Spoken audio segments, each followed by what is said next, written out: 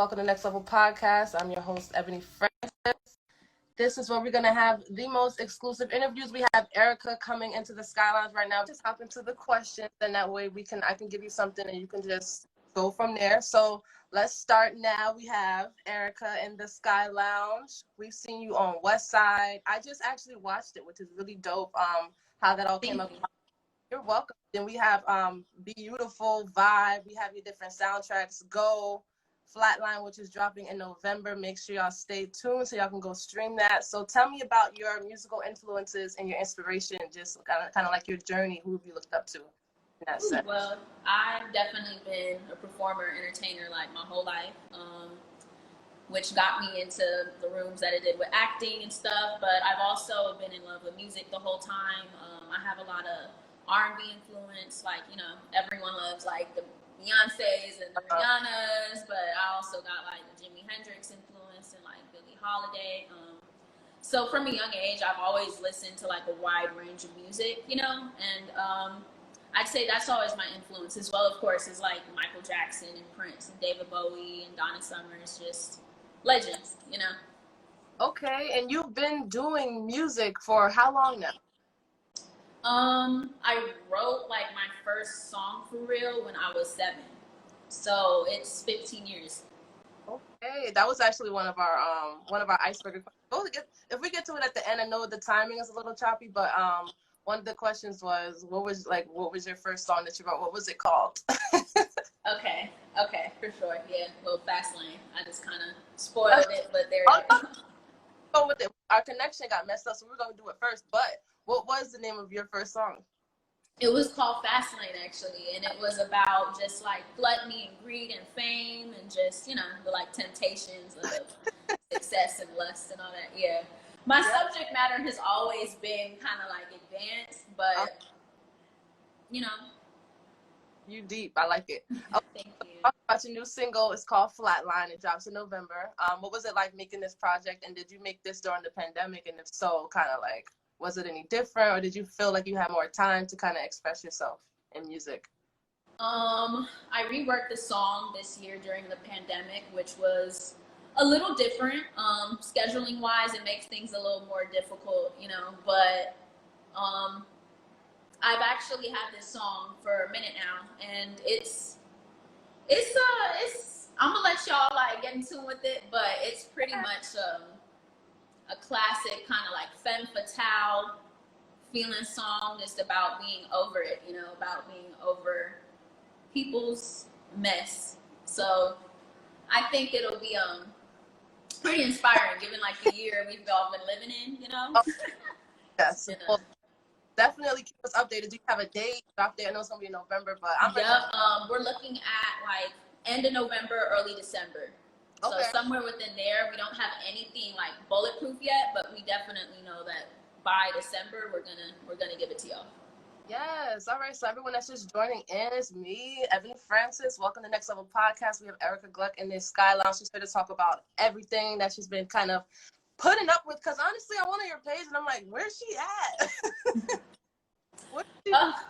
I've been in the cut. I've been having to go through my own journey, and then like this year I feel definitely kind of humbled us all, you know, of really having to like live in ourselves and where we're at and hold ourselves accountable. And luckily for me, it's been one of the most productive years for my career, which I'm really excited about, because I've been waiting for a long time, you know, and being in the industry for so long has definitely came with its ups and downs, but it's just really liberating and powerful to like be here in 2020 and know that like I feel prepared to step into those shoes and to kind of like hold hands with y'all, you know, and relate and have each other on both ends.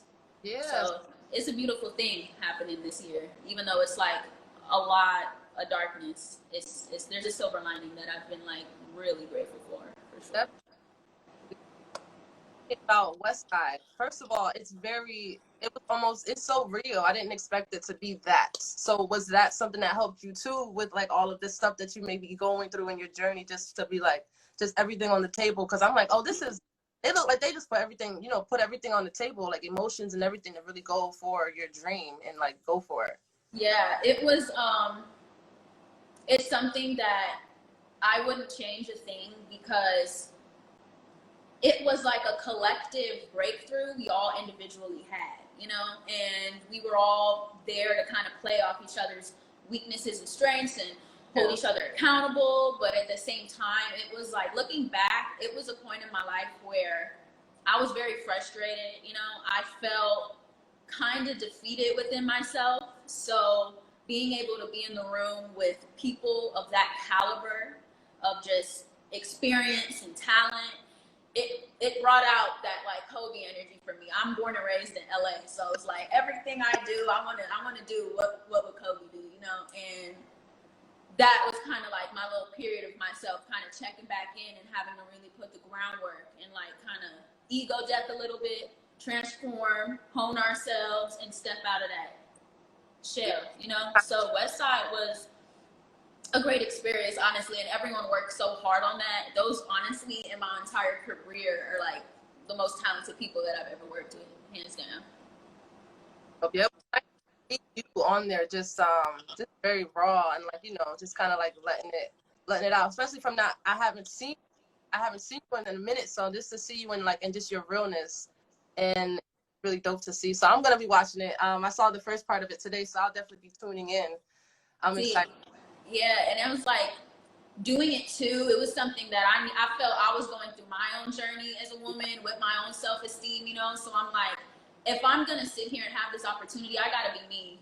I gotta do it for the girls that are scared to wear their hair naturally, like to picture day at school, you know, because that was me. So it's like, no, we're gonna force ourselves into this, and we're just gonna like take advantage of the opportunity. So I have no regrets with it, and I was really happy how the people who got a chance to experience it were affected by it.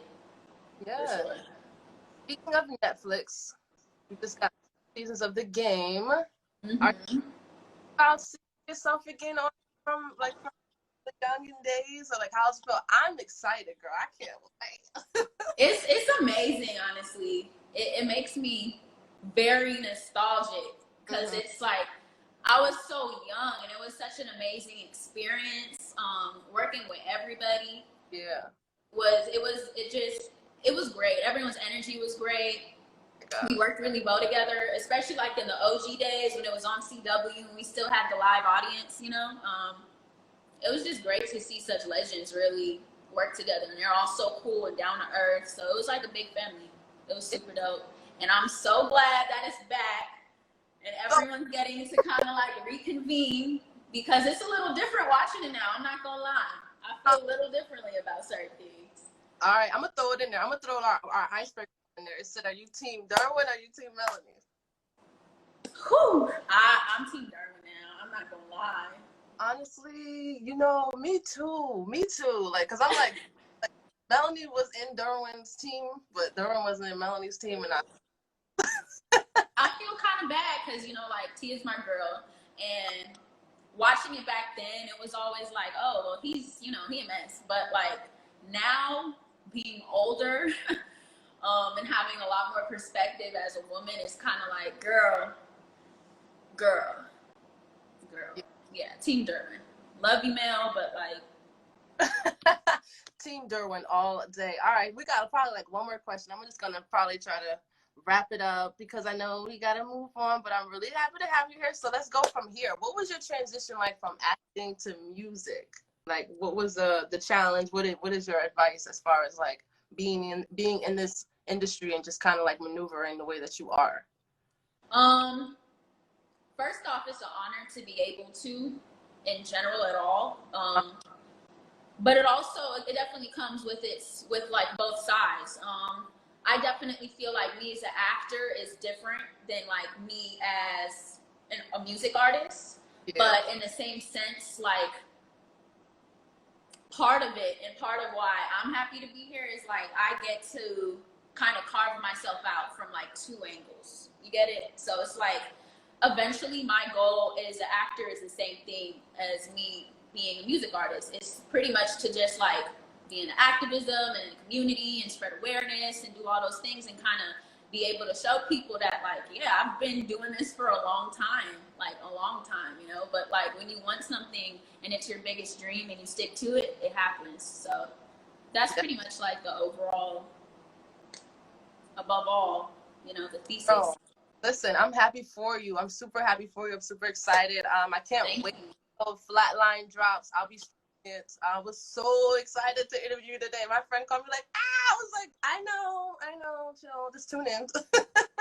Thank you so much. Welcome. What do you want to say to everybody before you head out? Again, y'all, thank you for joining in. This is Next Level Podcast. We have Arika Gluck in the lounge. And make sure y'all go follow her, stream her music, go check out Westside, go stream the game. Like, she got a lot going on.